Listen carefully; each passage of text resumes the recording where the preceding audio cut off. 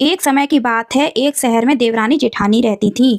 देवरानी गरीब थी और जेठानी अमीर थी। देवरानी गणेश जी की बड़ी भक्त थी। देवरानी का पति जंगल से लकड़ी काटकर उसे बेचता था और अक्सर बीमार रहता था। देवरानी अपनी जेठानी के घर का सारा काम करती और बदले में जेठानी उसे बचा हुआ खाना, पुराने कपड़े आदि दे देती थी। इसी से देवरानी का परिवार चल रहा था। माघ महीने में देवरानी ने तिलचौथ का व्रत किया। 5 रुपए का तिल व गुड़ लाकर तिलकुट्टा बनाया।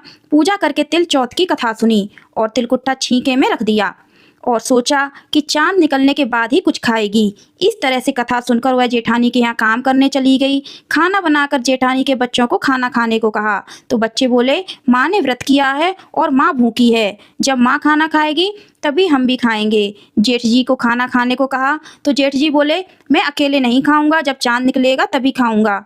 देवरानी ने कहा, मुझे घर जाना है इसलिए मुझे खाना दे दो। जेठानी ने उसे कहा, आज तो किसी ने भी अभी तक खाना नहीं खाया, तुम्हें कैसे दे दूं? तुम सवेरे ही बचा हुआ खाना ले जाना। देवरानी उदास होकर चली गई। देवरानी के घर पर पति बच्चे सब आस लगाए बैठे थे कि आज तो त्योहार है इसलिए कुछ अच्छा खाना खाने को मिलेगा। परंतु जब बच्चों को पता चला कि आज तो रोटी भी नहीं मिलेगी तो बच्चे रोने लगे। ये देखकर देवरानी के पति को गुस्सा आ गया और कहने लगा कि दिन भर काम करने के बाद भी 2 रोटियां नहीं ला सकती तो तुम काम क्यों करती हो? पति ने गुस्से में आकर पत्नी को कपड़े धोने के धोबने से पीटा। धोबना हाथ से छूट गया तो पाटे से मारा। वो बेचारी गणेश जी को याद करती हुई रोते हुए पानी पीकर सो गई।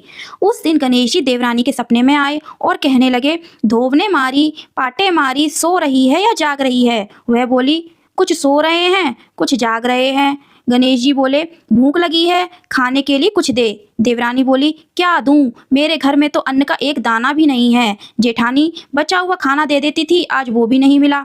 देवरानी ने आगे कहा कि पूजा का बचा हुआ तिलकुट्टा छींके में पड़ा है, वही खा लो। गणेश जी ने तिलकुट्टा खाया और उसके बाद कहने लगे, धोबने मारी, पाटे मारी, निमटाई लगी है, कहाँ निमटे? उसने कहा, यह खाली झोपड़ी पड़ी है, आप कहीं भी जा सकते हैं, जहाँ इच्छा हो वहाँ निमट लो। फिर गणेश जी बोले, अब कहाँ पहुँचूं? अब देवरानी को बहुत गुस्सा आया और कहने लगी, कब से परेशान किया जा रहा है? सो बोली, मेरे सिर पर पहुंचो और कहाँ। देवरानी जब सुबह उठी तो यह देखकर हैरान रह गई कि पूरा घर हीरों और मोतियों से जगमगा उठा है। सिर पर जहाँ विनायक जी पहुंचनी कर कर गए थे वहाँ हीरे के टीके और बिंदी जगमगा रहे थे। इसके बाद देवरानी जेठानी के यहाँ काम करने नहीं गई।